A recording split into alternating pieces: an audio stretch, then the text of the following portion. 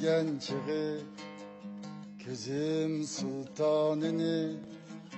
Dedim sultan mı sen O dedi yak ya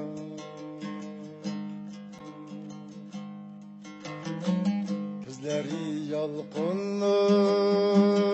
Kolları xınılık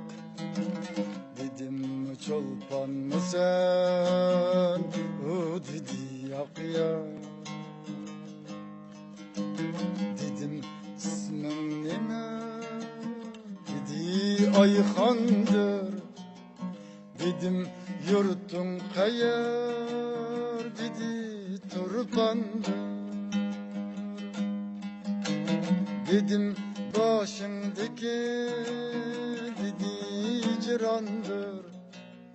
Dedim hayran mısın O dedi yak ya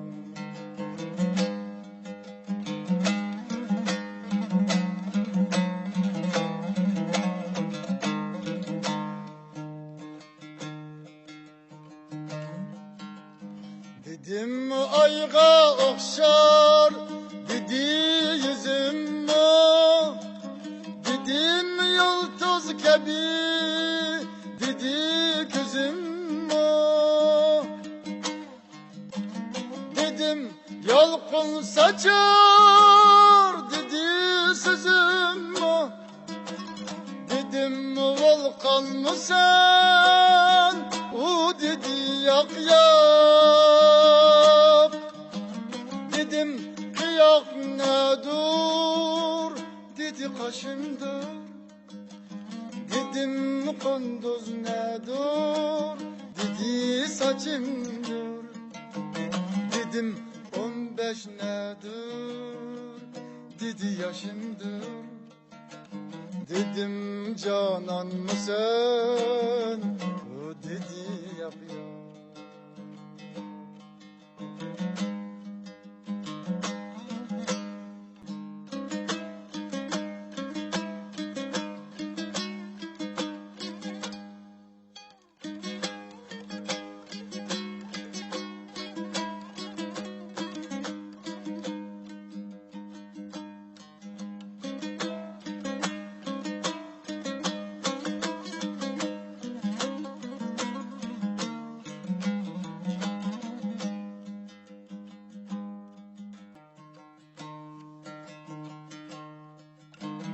Dedim deniz nedir Dedi kalbimdir Dedim rana nedir Dedi dilimdir Dedim şeker nedir Dedi dilimdir Dedim bir ağzıma O dedi yak ya Dedim zincir durar Dedi boynumda Dedim ölüm badır Dedi yolumda Dedim bilezikçe Dedi kulumda Dedim korkar mısın O dedi yak ya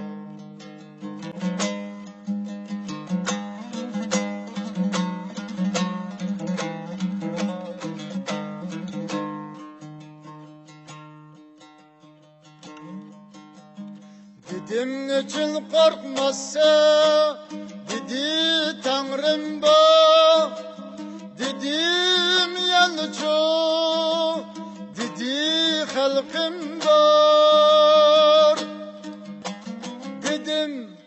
yanı yok mu Dedi rahim var Dedim şükran mı sen O dedi yak yak Dedim istek ne dur Dedi gülümdür Dedim çalışmakka Dedi yolumdur Dedim ötkür nime Dedi kulumdur Dedim satar mısın? O dedi yok ya.